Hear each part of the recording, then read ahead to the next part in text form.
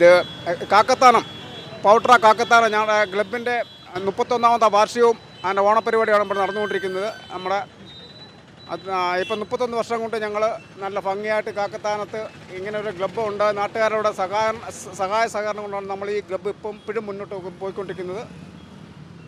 ഈ വർഷം എല്ലാ വർഷത്തെ പോലെ ഈ വർഷം ആദ്യത്തെ ദിവസം പിള്ളേരുടെ ഡാൻസ്, രണ്ടാമത്തെ ദിവസം കൊച്ചിൻ തരംഗിൻ്റെ ഗാനമേള ഉണ്ട്.